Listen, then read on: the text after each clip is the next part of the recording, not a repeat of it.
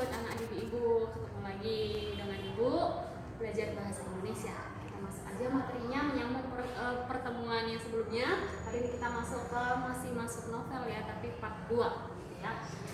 KD-nya itu adalah untuk menganalisis isi dan kebahasaan dalam novel. Nah, jadi isi di dalam novel ini nanti ada dua hal yang harus kita pelajari, yang harus kamu tahu, itu ada unsur intrinsik, kemudian yang kedua nanti ada unsur ekstrinsik. Ya, jadi unsur intrinsik sama ekstrinsik ini di dalam sebuah karya sastra selalu kita temukan, tidak hanya di dalam novel, di dalam cerpen juga kita temuin, di dalam puisi juga kita temuin, di dalam roman juga kita temuin. Pokoknya biasanya di semua karya sastra yang berbentuk karangan panjang selalu kita temukan unsur yang membangun dari dalam cerita tersebut ataupun dari luar, yang disebut dengan in dan ex gitu ya. Yang pertama kita lihat ada unsur intrinsik. Nah, unsur intrinsik itu adalah unsur yang membangun dari dalam cerita. Artinya nanti unsur-unsur ini kita lihat atau dapat kita ambil, dapat kita temukan dari dalam cerita tersebut gitu. Jadi misalnya kamu punya buku atau novel, katakanlah novel Laskar Pelangi misalnya karya Andrea Hirata. Jadi nanti ke-7 unsur intrinsik yang akan kita bahas di sini akan dapat kamu temukan di dalam cerita tersebut, di dalam buku tersebut. Nah, apa saja itu, Bu? Nah, yang pertama di sini sudah Ibu buatkan. Yang pertama adalah tema. Tema itu hampir sama dengan judul tetapi sedikit berbeda gitu ya. Tema itu biasanya sering disebut dengan istilah tersirat, tetapi kalau judul tersurat gitu ya. Nah, jadi tema itu pengertiannya apa, Bu? Tema adalah gagasan ataupun ide utama dalam cerita. Nah, misalnya tadi judulnya itu novel Laskar Pelangi karya Andrea Hirata. Nah, kalau kita lihat judulnya kan Laskar Pelangi, tetapi kalau kita mau mencari tahu tentang temanya apa, kita tidak bisa menentukan tema dari judul. Harus kita baca dulu keseluruhannya dari bab 1, bab 2, bab 3 sampai selesai bukunya, baru kita bisa menyimpulkan temanya apa kira-kira begitu ya. Nah, misalnya temanya boleh tentang perjuangan meraih cita-cita, tentang persahabatan, tentang pengkhianatan dan lain sebagainya begitu ya. Yang kedua, ada tokoh dan penokohan begitu ya. Tokoh dan penokohan ini selalu satu rangkaian. Tokoh itu berarti orang-orang yang ikut ambil bagian di dalam cerita gitu ya, orang-orangnya, manusianya siapa aja gitu ya. Tokoh kalau di dalam cerita dikelompokkan ke dalam 3 bagian. Ada yang protagonis, ada yang antagonis, ada yang tritagonis. Kalau protagonis berarti pro begitu ya. Pro itu biasanya ada pro dan kontra. Berarti kalau pro kita mendukung atau menyetujui sesuatu hal yang baik begitu. Nah, berarti kalau protagonis itu adalah tokoh-tokoh yang memiliki sifat yang baik begitu. Nah, kalau antagonis ini berarti kebalikan dari protagonis, berarti dia bersifat jahat gitu ya, atau menentang biasanya atau melawan begitu. Yang ketiga ada tritagonis. Kalau tri berarti dia sifatnya 3, namanya tri gitu ya. 3 itu maksudnya apa? Bisa aja dia baik, pro, bisa juga dia antagonis atau jahat, sama yang ketiga dia berdiri di kaki sendiri, jadi dia sebagai penengah. Jadi kadang dia bisa mendukung yang baiknya, kadang dia bisa mendukung yang jahatnya, atau kadang dia tidak berpihak kepada siapapun. Jadi sifatnya itu ngambang begitu ya. Ada tiga sifat, 3 karakter yang dimiliki begitu. Nah, contohnya misalnya kalau kita ambil novel Laskar Pelangi atau sinetron yang sedang kamu tonton, atau misalnya Cinta Fitri, dulu itu adalah serial sinetron yang sangat booming sehingga ada sesi-sesinya gitu ya. Kalau protagonisnya berarti yang baiknya si Fitri gitu. Kalau yang jahatnya antagonis misalnya si Miska. Atau kalau yang tritagonis yang agak bisa baik, bisa jahat, kira-kira tokohnya siapa ya? Misalnya suaminya si Fitri, nggak tahu ibu siapa namanya gitu ya. Nah, yang kedua kita lihat di sini penokohan. Untuk penokohan berarti di sini nanti yang kita lihat adalah cara pengarang menggambarkan watak si tokoh itu. Kalau tokoh kan tadi di sini orangnya ya, orang. Sementara kalau penokohan ini berarti wataknya. Wataknya tadi bisa baik, bisa jahat. Nah, cara pengarang menggambarkan watak si tokoh itu melalui dua metode. Nah, metode apa itu, Bu? Perhatikan di sini. Yang pertama disebut dengan metode analitik, begitu ya. Metode analitik. Yang kedua, metode dramatik. Bedanya apa, Bu? Jadi kalau metode analitik itu adalah metode yang penggambaran atau pemberian sifat ataupun karakter si tokoh ini tadi itu dijelaskan langsung, dituliskan langsung sama si pengarang di dalam cerita. Ya, jadi dia memberikan uraian langsung oleh si pengarang di dalam cerita. Misalnya tadi ada buku Laskar Pelangi di bab 1. Misalnya kamu membaca kutipan, katakanlah kutipannya begini. Misalnya Lintang adalah anak yang baik, yang setiap harinya selalu rajin belajar, sering membantu orang tuanya, dan sering menolong teman-temannya yang sedang kesusahan. Nah, berarti kan kalau ada kutipan novel seperti itu, kalau ditanya Lintang sifatnya gimana? Berarti baik, rajin, suka menolong teman, ya kan? Kenapa kita sebut sifatnya seperti itu? Karena tadi diuraikan langsung atau dituliskan langsung sama si pengarang di dalam cerita. Jadi kita nggak perlu mikir lagi kira-kira ini sifatnya gimana, karena udah diberiin langsung sama si pengarang. Itulah pakai metode analitik. Nah, yang kedua pakai metode dramatik. Kalau dramatik ini banyak caranya. Yang pertama bisa melalui dialog. Kalau dialog itu berarti percakapan ya, percakapan antar tokoh. Nah, kalau di dalam novel kan tokohnya ada banyak tuh, nggak cuma satu, ada 2, 3, bahkan ada 10. Nah, jadi artinya gimana? Misalnya ada 3 tokoh, ada tokoh si A, si B, sama si C. Maka kalau misalnya ibu yang di luar tokoh tadi ada tokoh 3 ya, ada A, B, dan C. Kalau misalnya ibu mau tahu tokoh si C, bisa ibu tahu sifatnya si C dari percakapan antara si A sama si B. Atau contoh sederhananya begini, kalau di kelas kamu mungkin kamu pasti sering ngomongin orang atau ngegibah gitu ya, atau ngegosipin temennya. Nah, misalnya kamu lagi di kelas sama teman semeja ngomongin ketua kelasmu. Nah, kemudian orang lain yang tidak mengenal ketua kelasmu itu, misalnya ibu, ketika ibu mendengar gosipan kalian bergosip tentang ketua kelas, maka ibu bisa menyimpulkan, oh, ibu bisa tahu bahwa sifat si ketua kelas tadi itu jahat, suka nyontek misalnya. Kenapa? Karena dari pembicaraan kalian, percakapan kalian itu ibu bisa mendengar, ibu bisa menarik kesimpulan, oh, si ketua kelasnya berarti jahat, suka nyontek gitu ya. Itu yang dimaksud dengan dialog antar tokoh. Sama yang kedua, bisa melalui pikiran ataupun tindakan tokoh. Maksudnya gimana, Bu? Contohnya begini. Jadi kalau misalnya ada seorang tokoh yang kesehariannya itu di sekolah datang terlambat, selalu dihukum guru, tidak pernah mengerjakan PR, kemudian selalu melawan guru, kemudian apa kira-kira di dalam kelas selalu mengantuk, tidak pernah memperhatikan pelajaran, sifatnya seperti itu, maka kalau misalnya kita tanya, kita simpulkan, oh, sifatnya dia berarti gimana? Malas, melawan guru. Dari mana kamu tahu? Lihat aja kesehariannya gimana, lihat aja tindakannya sehari-hari bagaimana kira-kira, karena tindakan itu mencerminkan sifat kita, sifat seseorang, begitu ya. Yang ketiga, melalui tanggapan tokoh lain. Tanggapan tokoh lain ini bisa aja di dalam dialognya itu disampaikan, aku benci banget sama si ini karena dia orangnya pelit misalnya. Nah, itu masuk ke tanggapan tokoh lain ya, mirip-mirip sama dialog tadi.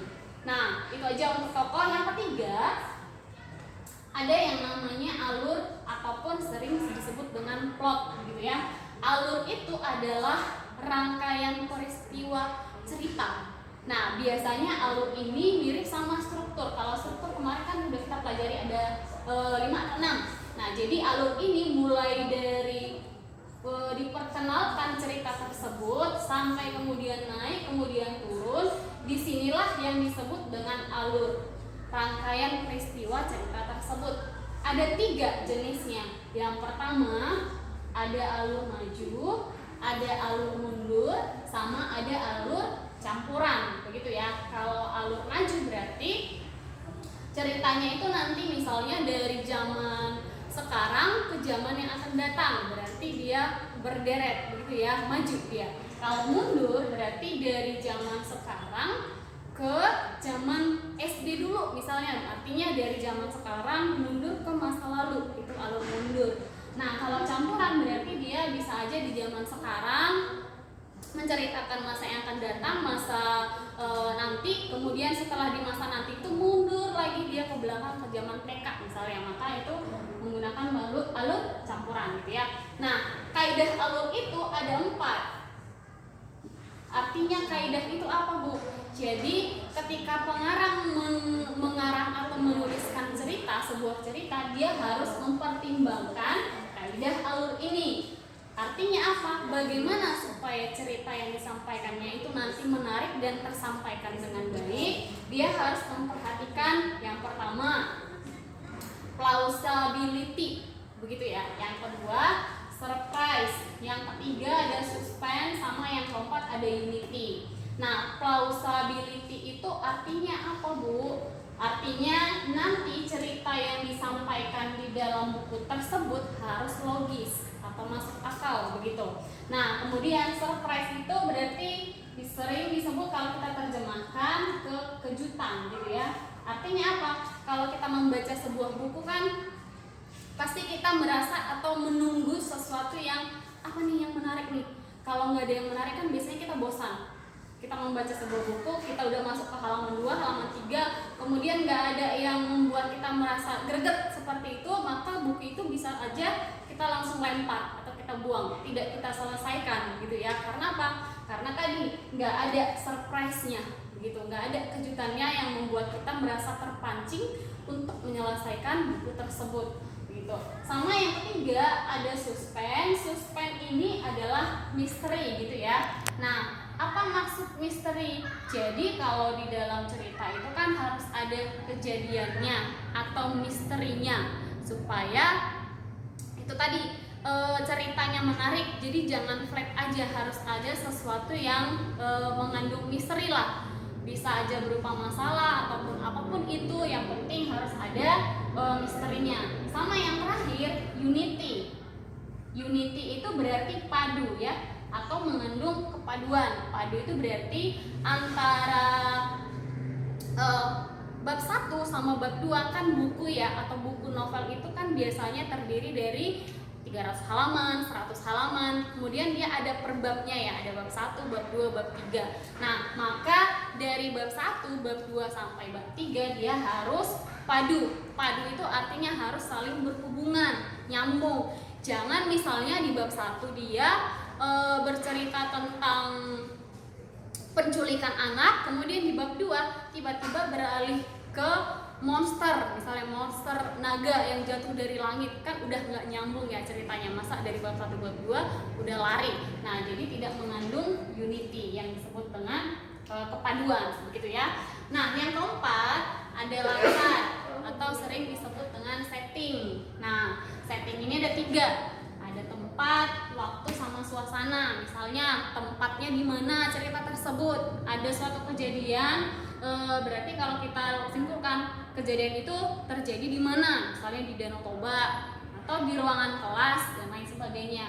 Nah, kalau waktu misalnya ada yang berantem, tokoh yang berantem dalam cerita, maka kalau kita cari tahu berarti waktu mereka berantem kapan? Malam hari atau ketika subuh atau ketika maghrib, seperti itu. Kalau suasananya ketika ada tokoh yang berantem, yang berkelahi, berarti suasananya gimana kira-kira? Apakah sedih, apakah senang, atau misalnya tertekan atau menegangkan. Nah, itu untuk suasana.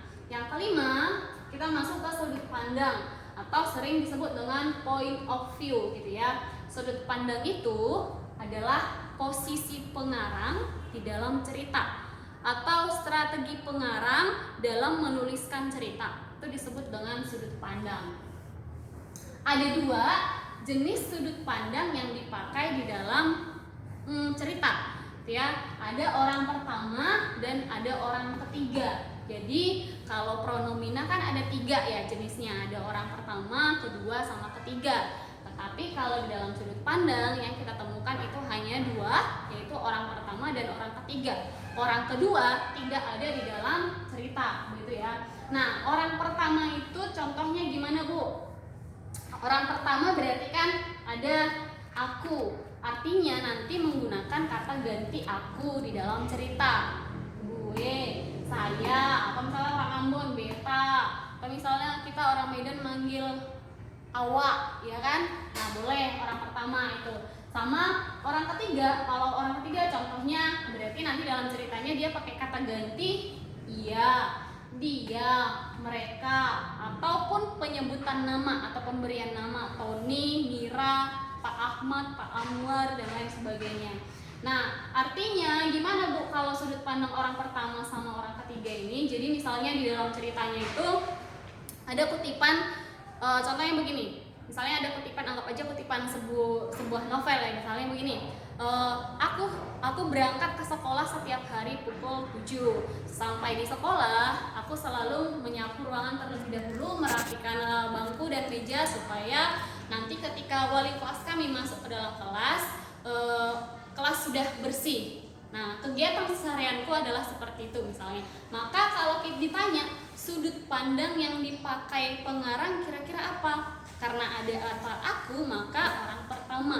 Jadi artinya sudut pandang orang pertama itu adalah kalau misalnya si pengarang nanti menuliskan atau membuat sebuah cerita, di dalam ceritanya itu seolah-olah pengarang ikut atau tokoh di dalam cerita, maka sebagai orang pertama. Tetapi kalau nanti si pengarang itu hanya menceritakan, artinya dia tidak ikut ambil bagian di dalam cerita, berarti dia hanya sebagai orang ketiga di luar. Nah, kalau dia sebagai orang ketiga tidak ikut ambil bagian di dalam cerita, maka dia hanya menceritakan. Sama halnya kalau kita menceritakan orang lain, kita pakai ia, dia, ya kan? Gak pernah kita menceritakan orang lain pakai kata aku, gue. Kalau aku, gue berarti kita menceritakan diri kita sendiri. Artinya kita ada di dalam. Tapi kalau kita menceritakan orang lain, dia, kemudian itu si belagu itu, misalnya itu si kurus dan lain, si gendut dan lain sebagainya, si pintar, si cerdik, si kutu buku, itu kan kita memakai nama-nama orang lain gitu, tidak menyebut diri kita sendiri. Nah, untuk pembagiannya orang pertama itu ada dua, sebagai pelaku utama sama sebagai pelaku sampingan. Bedanya apa, Bu? Jadi kalau pelaku utama itu artinya di dalam cerita nanti hanya ada si tokoh aku itu aja, gak ada temennya. Jadi misalnya novel apa ya kira-kira, pokoknya dalam ceritanya itu nanti ada kutipan yang hanya mengisahkan kehidupan si tokoh aku, gak ada tokoh lain. Sedangkan kalau sampingan, dia nanti menceritakan orang lain juga. Misalnya aku dan temanku, aku dan kembaranku selalu berangkat bareng kemanapun kami sama. Meskipun aku dan dia berbeda, tetapi kami berdua selalu kompak. Berarti nanti ada tokoh lain, maka dia sebagai pelaku sampingan, gitu ya. Nah, kalau orang ketiga, dia ada dua juga. Ada orang ketiga serba tahu, ada orang ketiga sebagai pengamat. Nah, kalau sebagai pengamat ini jarang kita temukan, jarang sekali dipakai penulis ataupun pengarang. Yang biasanya umumnya dipakai itu adalah yang ini, yang serba tahu, gitu ya. Artinya dia murni menceritakan kehidupan orang lain di dalam cerita tersebut, begitu. Nah, yang keenam, unsur amanat. Kalau amanat berarti pesan yang disampaikan oleh si pengarang di dalam buku, begitu ya. Kemudian yang ketujuh ada gaya bahasa. Gaya bahasa ini kemarin di pertemuan pertama sudah Ibu sampaikan, ada kaidah-kaidah kebahasaan yang harus diperhatikan ketika menulis ataupun membaca sebuah novel. Nah, kemarin ada denotasi, ada ekspresif dan lain sebagainya. Nah, selain dari itu, biasanya di dalam novel itu kita temukan yang namanya majas. Kalau untuk majas, ini sudah sangat sering kamu pelajari di kelas 11 ya, ada cerpen, belajar majas itu, atau di SMP juga udah belajar majas ya, gaya bahasa. Nah, untuk jenis majas ini ada banyak sekali, tetapi kalau kita kelompokkan ke dalam pengelompokannya ada 4. Apa itu, Bu? Yang pertama ada perbandingan, yang ketiga pertentangan, sama yang keempat sindiran. Nah, contohnya apa? Baru nanti di sini disebutkan jenis-jenisnya. Ini contoh majas yang sering muncul atau yang umum-umum aja. Sebenarnya ada banyak sekali jenis majas, ada sekitar 70-an, 76. Tapi kita bahas yang sering muncul aja. Yang pertama ada hiperbola, ada personifikasi, ada metonimia, itu masuk perbandingan. Kalau penegasan ada repetisi, ada pleonasme, ada tautologi. Nah, pertentangan ada paradoks, ada antitesis. Kemudian sindiran ada sarkasme, ada ironi sama sindiran. Nah, tugas kamu sampai di sini dulu Ibu jelaskan. Untuk majas ini tidak Ibu jelaskan pengertian dan contoh dari majas ini. Kenapa? Karena inilah yang menjadi tugas kamu, penugasan kamu. Tugas kamu itu adalah simak dan pahami video penjelasan Ibu ini. Kemudian setelah kamu simak, kamu catat di buku catatan dan lengkapi pengertian sama contoh dari majas yang sudah Ibu tuliskan di sini. Itu ya. Jadi nanti kamu catat, tapi tiba bagian 7 perbandingan hiperbola. Cari apa itu majas hiperbola dan berikan contohnya satu. Personifikasi juga demikian. Cari pengertiannya apa dan berikan contohnya satu. Sampai ke bagian yang D, sarkasme, ironi, dan sinisme. Inilah yang menjadi tugas kamu ya, penugasannya. Nah, sampai di sini aja penjelasan Ibu untuk pertemuan kali ini. Kalau misalnya ada yang kurang paham, boleh ditanyakan di grup atau misalnya di Japri juga boleh. Begitu saja dari Ibu, tetap semangat belajar dan Ibu akhiri dengan selamat siang.